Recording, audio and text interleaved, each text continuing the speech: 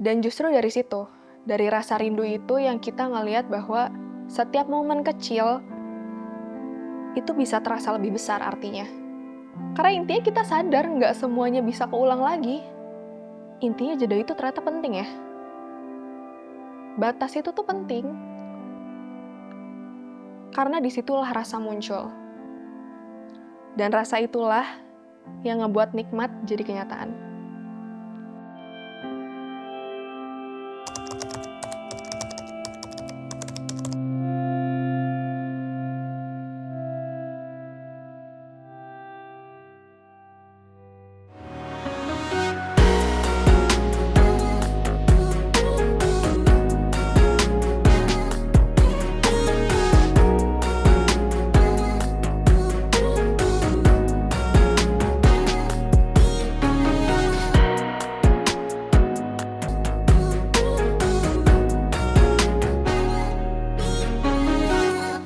Pernah nggak sih lo tuh ngerasa udah punya banyak, udah bisa beli apa aja yang lo mau, yang lo pengenin, intinya lo udah nggak kekurangan satu apapun gitu. Tapi kok hati rasanya tuh tetap kosong ya? Kayak ada ruang hampa aja, nggak bahagia lah intinya. Ada hal kecil dan sederhana gitu kelihatannya, tapi justru bikin lo tuh pengen ngulang lagi dan lagi di kehidupan lo. Kayak misalnya ya, kalau misalkan gue throwback pas zaman kuliah, gue pengen banget makan mie instan tengah malam bareng teman-teman deket gue di kosan. Atau kayak sesimpel, gue bisa dengan mudah dapet ojol pas lagi hujan deras. Itu kan susah banget ya. Tapi ternyata hal simple dan kelihatannya sederhana kayak gitu bisa bikin gue tuh ngerasa bahagia banget, bersyukur banget gitu loh.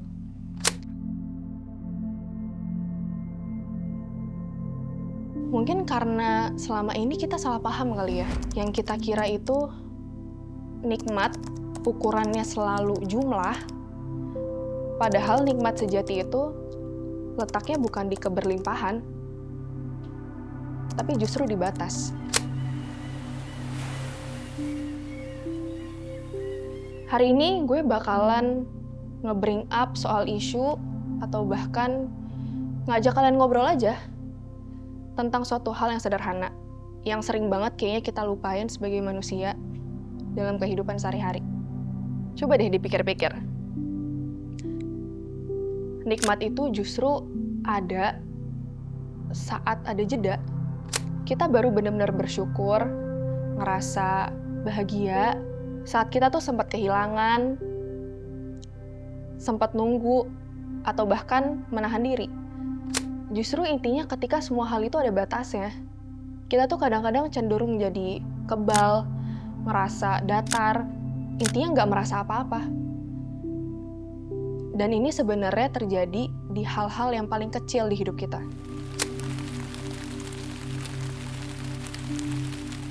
Misalnya deh, gue personally suka banget sama buah mangga.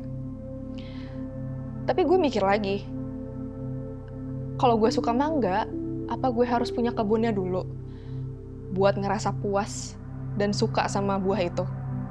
Belum tentu. Justru karena mangga itu nggak bisa gue dapetin setiap hari, dan bahkan gue bisa makan mangga itu pas cuman ada musim mangganya doang. Dan ketika gue bisa dapet buah itu, gue potong sendiri dan gue makan sendiri, apalagi pas dingin-dingin, itu tuh nikmatnya luar biasa. Jadi gue ngerasa kayaknya nikmat itu tuh bisa hadir karena sebelumnya ada jeda, ada penantian aja gitu sebelumnya.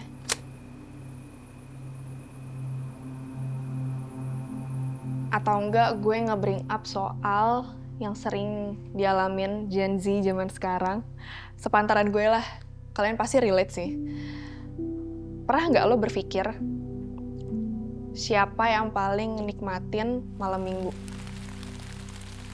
Anak muda yang tiap hari bisa nongkrong bebas, nggak ada aturan jam malam, atau mereka yang Senin sampai Jumat kerja terus nonstop, pulang malam, capek, nggak ada waktu buat refreshing? Jawabannya ya jelas.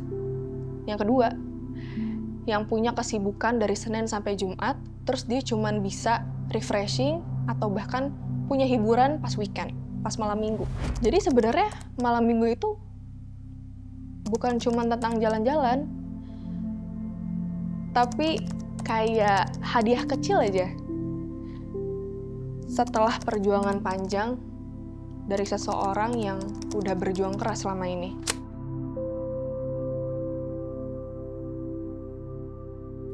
Atau enggak lo pernah nggak berpikir, siapa orang yang paling bahagia kalau tiba-tiba dikasih uang 100.000? Orang kaya yang tiap hari bisa belanja jutaan rupiah? Atau anak yang cuman dikasih duit jajan biasanya 20.000 doang? Ya jelas jawabannya yang kedua.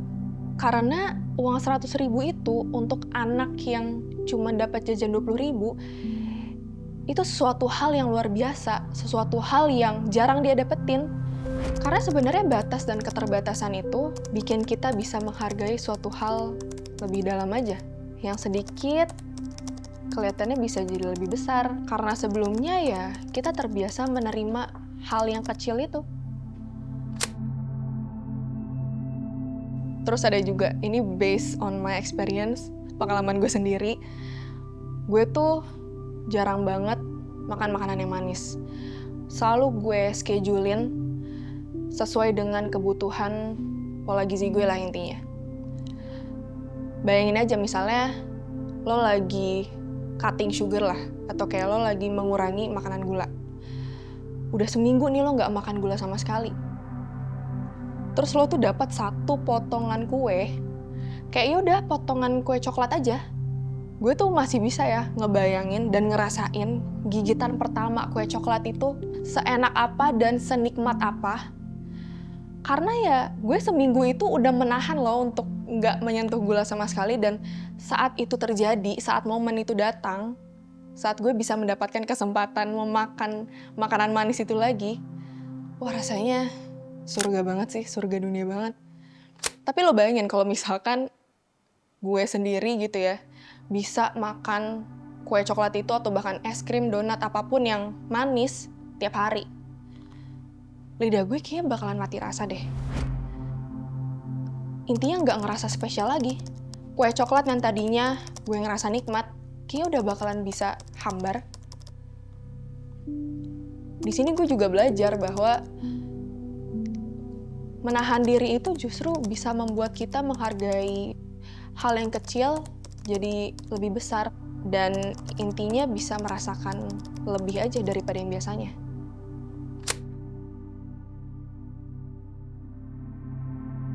Dalam hubungan juga sama tau. Menurut lo emang siapa yang paling bisa ngehargain waktu sama pasangannya? Bukan mereka yang bisa tiap hari ketemu 24/7, setiap hari dari Senin sampai Minggu, tapi justru mereka yang dipisahin sama jarak, kesibukan masing-masing, dan juga jeda waktu. Dan pas akhirnya mereka bisa ketemu lagi, meet up lagi, walaupun itu cuma sebentar, rasanya tuh gue yakin jauh lebih berarti. Karena ada sela rindu aja gitu. Ada batasan yang sebelumnya udah dilaluin. Dan karena ada kesadaran bahwa waktu itu nggak selamanya.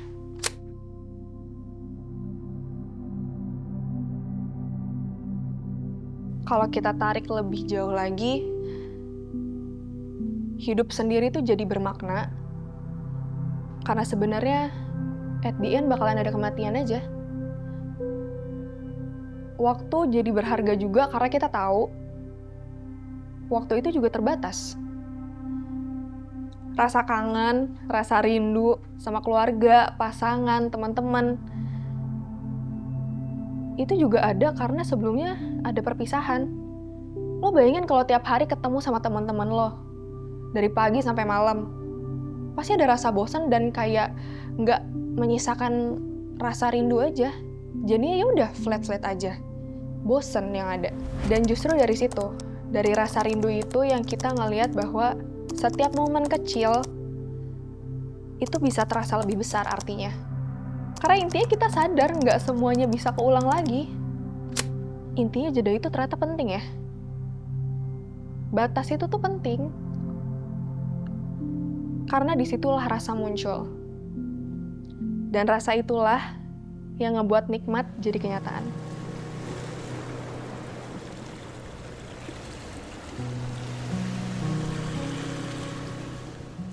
Jadi jangan suka salah paham. Nikmat itu nggak selalu tumpukan harta kok.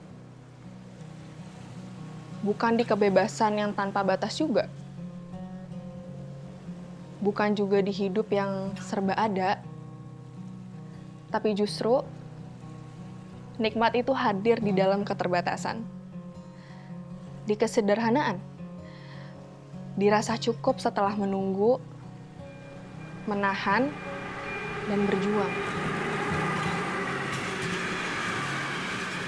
Dalam surat An-Najm ayat 48, Allah tuh berfirman, Wa annahu huwa akna wa akna. Dan sesungguhnya dialah yang memberikan kekayaan dan juga kecukupan.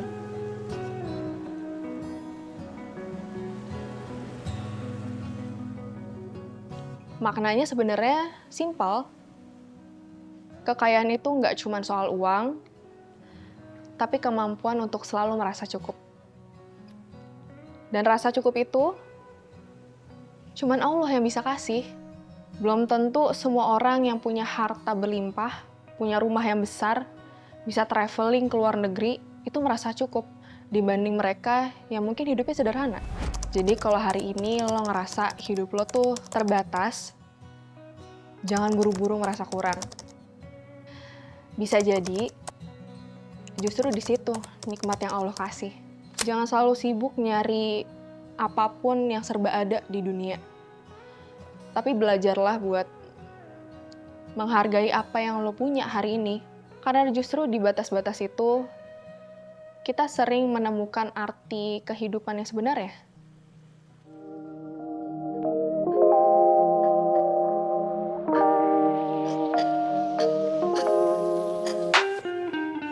Kalau lo ngerasa punya pengalaman yang menarik, unik, atau bahkan kayak orang-orang nggak pernah deh ngalamin kayak gini. Seperti nikmat dalam keterbatasan, feel free aja buat tulis di kolom komen. Apapun, lo curhat sepanjang apapun, pasti gue dengerin, pasti gue baca. Dan kita bisa jadi saling belajar dan saling cerita satu sama lain.